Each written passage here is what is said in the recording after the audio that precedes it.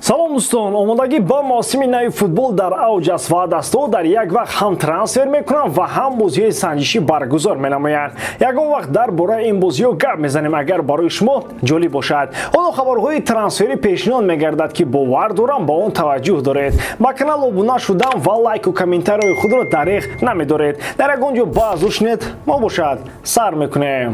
дӯстон, футболи бошгоҳӣ баргашт. Дастҳо ба мусобиқаи пеш аз мавсим сафар карданд. Ду ғалаба пайҳам ба даст овардаи Манчестер Юнайтед бо Кристал Пэлас во мехӯрад. Барселонаро бозии шавқовар бар зидди дастаи Бекхем дар майдони Интер Майами интизор аст. ПСЖ бо мураббии нав ва ҳамлагарони истора во мехӯрад бо чоркаратта қаҳрамони Ҷопон Кавасаки. Ин навбат моро дастҳо чӣ гуна сюрприз нишон медода бошанд. Тамошои ҳамаи ин рақобатҳоро шумо метавонед бо хизматрасониҳои дӯстони мо 1x ҷолибтар кунед. дар он ҷо вақт регистратсияи осон пур кардани маблағ аз томи гӯшаву канори дунё, вале аз ҳам муҳим бонус то $100 дар аввалин пардохт бо промокоди AMG 0777. ссилкаи бозӣ дар комментария. Ба ҳама муваффақият.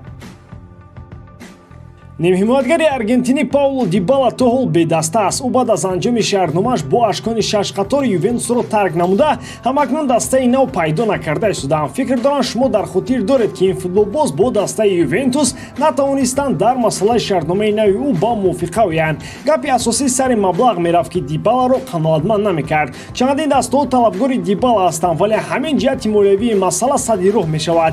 барои мисол айни ҳол Рома дар ҷалби футболбози аргентинӣ хеле фаъол аст. римиҳо омода ҳастанд ки ба Дибала дар як сол 6 миллион евро пардохт карда, дар баробари ин боз бонусҳо ҳам пешбинӣ карда намоянд. аммо Дибала вақтҳои охир иштиҳояш хеле хуб шудааст. ба ин қадар маблағ Пауло розӣ нашуда пофишорӣ мекунад. дар як сол 8 миллион ва бонусҳоро талаб дорад, вале Рома ин маблағро ба ӯ дода наметавонад. дар Италия ғайр аз Рома боз ду дастаи дигар ба ин бозингар мароқи хоса зоҳир карданд. инҳо Наполи ва Интер мебошанд.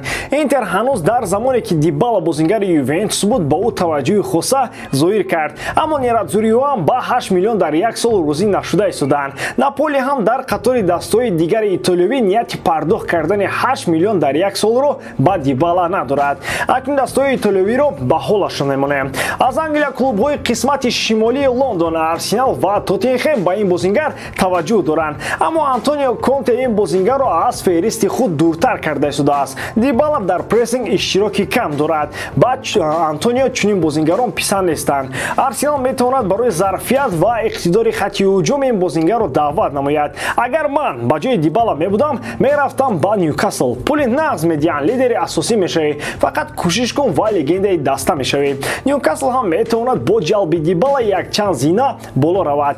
аммо 1-2 соат пеш маълум гардид ки Рома бо Дибала ба мувофиқа расидан ва мумкин ки дар вақти тамошо кардани ин видео Пауло Дибала расман бозингари Рома гардидааст. акнун мебинем ки Жозе Маурино метавонад дар Италия баъди чандин солҳо дастаи Римиро қаҳрамон кунад. хабари трансфери Де Лигт ба дастаи Бавария гапи нав нест. чанд рӯз ҳаст ки он дар саҳифаҳои якум қарор дорад. ҳарчанд ин хабар статуси расмиро то ҳол нагирифта бошад, амалаки ҳамагон пай бурданд ки гузариши Де Лигт ба сафи мюнхениҳо кори ҳал шудааст. ӯ дар шаҳри Мюнхен қарор дорад ва аз муоинаи тиббӣ гузашта дарҳол шаҳрномаи ҳамкорӣ бо дастаи кишвари Олмон имзо хоҳад кард. аллакай инсайдерҳои машҳуртарин ин хабарро тасдиқ карданд. Ди Мартио ва Романо бовар доранд ки ҳимоятгари нидерландӣ корномаашро дар дастаи шаҳри Мюнхен идома хоҳад дод. нархи гузариши футболбози хатти дифоъ 80 миллион евро хоҳад буд. гап сари он меравад ки Де Лигт то соли 2024 бо Ювентус шаҳрномаи ҳамкорӣ дошт. нархи гарони ӯ аз ҳамин ҷост. Ювентус наметавонист аз 80 миллион рӯй гардонад. барои Туриньо иваз кардани Де Лигт он қадар мушкилӣ нахоҳад буд.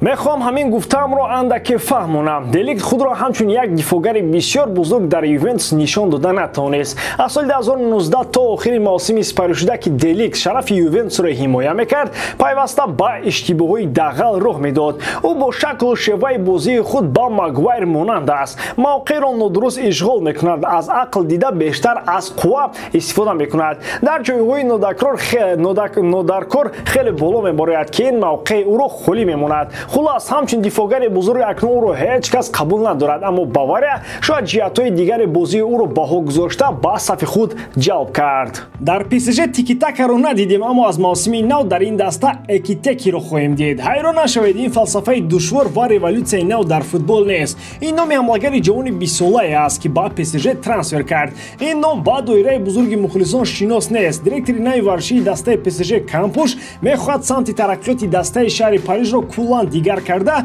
ба ҷалби футболбозони хостаи дили худ машғул аст. Уго Экитеке мавсими 28-ро дар дастаи Ремси Фаронса паси сар намуда, яке аз ҷавонони умедбахши фаронсавӣ ба ҳисоб менавад. ӯ пайваста ба мунтахаби ҷавонони ин кишвар даъват мешуд. қаблан хабар дошт шуд, ки уго ба дастаи Ньюкасл мегузарад, вале бо бархи асабҳо трансфери футболбози ҷавон ба дастаи кишвари Англия амалӣ нашуд. баъд аз ин ПСЖ дар талоши ҷалби амлагари ҷавон шуда билохир ба мақсади асосии худ расид.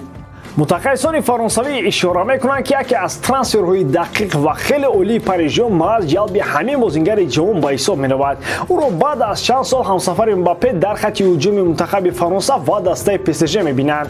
дар мавсими гузашта Уго Экитеке дар сафи дастаи Ремс 26 бозӣ гузаронда 11 гол ва 3 партофти голбахшро ба номаш муҳр зад. Экитеке дастпарвари Ремс буда, нархаш 28 миллион евро гуфта мешавад. ба ПСЖ ӯ ба арендаи яксола омад, аммо тибқи шартномаи иҷораи ӯ дастаи ПСЖ баъд аз анҷоми мавсими ҷорӣ ӯро бояд ҳатман бихарад. ба Манчестер Юнайтед бозингари нав омад. акнун овозҳо нестанд. расман Лисандро Мартинес аз дастаи Аякс ба сафи манчестериҳои сурх гузашт. нархи трансфер 57 миллион еврои тоза ва 6 миллион бонус хоҳем бошанд. дар маҷмӯъ барои ин гузариш Манчестер Юнайтед ба дастаи шаҳри Амстердам 63 миллион евро пардохт мекунад. дар кишвари мо ба чемпионати Голландия диққати зиёд нест. аз ин рӯ шояд бисёриҳо фикр кунанд, ки ин бозингар ҳамлагар бошад. Лисандро Мартинес дифоъгар мебошад ва дар дастаи Аякс маҳз дар хатти ақиб ҳунарнамоӣ мекард. Лисандро Мартинес ҳамчунин метавонад дар хатти ниҳимояи дифоӣ бозӣ кунад. дар Эридивизия ин футболбоз бисёр бозиҳои ҷолиб нишон медод, вале чемпионати Англия куллан дигар аст. дар премер-лигаи Англия худро чӣ гуна ин бозингар нишон медиҳад, танҳо бо мурури замон хоҳем фаҳмид. суоли асосӣ ҳамин аст, ки Тенхаг Мартинесро дар кадом мавқеъ истифода хоҳад кард. дар хатти ҳимояи марказ ва ё дар нимҳимояи дифоӣ. агар дар ҳимоя ӯ мавриди истифода қарор дода шавад, пас ҷуфти дифоъгарони марказии МЮ дар мавсими нав Варан Мартинес хоҳад буд. Магуайр метавонад дастаи нав ҷӯяд. агар дар хатти нимовизаи дифоӣ, пас Магуайр Варан боз дар ақиб бозӣ хоҳанд кард. аз тамринҳо маълум мешавад, ки Тенхаг дар хатти ниҳимояи дифоӣ Дони Ван ди Бекро истифода карда истодааст. ба ҳамин тамом бори дорем, ки ҷодкории ман ба шумо писанд меояд. лайк, комментария ва дар канал обунаш даро аз ёд набароред. бо шумо мисли ҳар вақта Муҳаммад Гайров. хай бародарон, дар паноҳи Аллоҳ.